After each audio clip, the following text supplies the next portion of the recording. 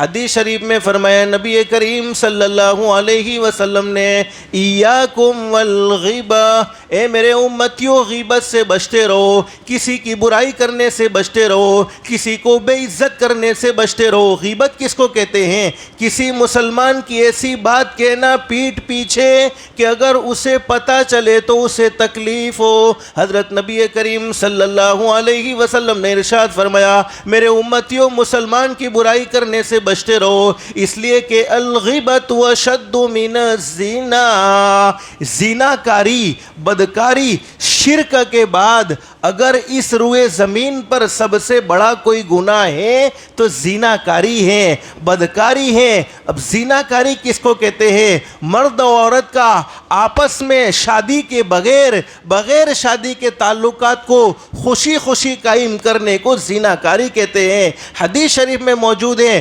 شرک کے بعد اگر اس روئے زمین پر سب سے بڑا کوئی گناہ ہے تو زنا کاری ہے، بدکاری ہے، کسی اجنبی عورت کی عزت پر حملے کرنا ہے۔ لیکن سرکار مدینہ حضرت محمد رسول اللہ صلی اللہ علیہ وسلم نے ارشاد فرمایا الغیبت اشد من الزنا، کسی مسلمان کی برائی کرنا، کسی مسلمان کی پیٹھ پیچھے بات کرنا یہ زنا کاری سے بھی زیادہ سخت گناہ ہے۔ اب صحابہ کرام چونکہ دلوں کے بڑے صاف تھے، دلوں کے بڑے پاک تھے، حضرت اقدس نبی کریم صلی اللہ علیہ وسلم سے سچی محبت کرنے والے تھے۔ صحابہ کرام میں سے کسی صحابی نے سوال کر لیا اللہ کے نبی غیبت کا گناہ زنا سے زیادہ سخت کیوں ہے؟ ارے غیبت تو زبان سے ہوتی ہے اور زنا کاری میں تو کسی عورت کی عزت کو تار تار کیا جاتا ہے، کسی عورت کی عزت کو نیلام کیا جاتا ہے،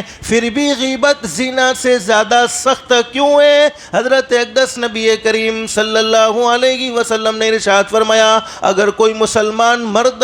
اور کوئی مسلمان عورت، اللہ حفاظت فرمائے، اللہ حفاظت فرمائے، اللہ حفاظت فرمائے، اگر وہ زنا کاری میں مبتلا ہو جاتے ہیں، زنا کاری میں ملوث ہو جاتے ہیں اور سچے دل سے کہہ دیں استغفر اللہ استغفر اللہ استغفر اللہ، الہ العالمین مجھ سے غلطی ہو گئی، میں نادانی کر بیٹھا ہوں، مجھ سے گناہ ہو گیا، تو مجھے معاف کر دے۔ حدیث شریف میں موجود ہے فرمایا نبی کریم صلی اللہ علیہ وسلم کا ارشاد علی ہے اللہ رب العالمین آسمان سے جواب دیتے ہیں میرے بندے میری بندی میں نے تجھے معاف کر دیا اور ایسا معاف کیا التائب من الذنب کمن لا ذنب لہ، جیسے تو نے گناہ کیا ہی نہیں تھا۔ لیکن غیبت سخت اس لیے ہے کہ اگر تم نے کسی مسلمان کی پیٹھ پیچھے برائی کی ہے، کسی مسلمان کی پیٹھ پیچھے باتیں کی ہیں،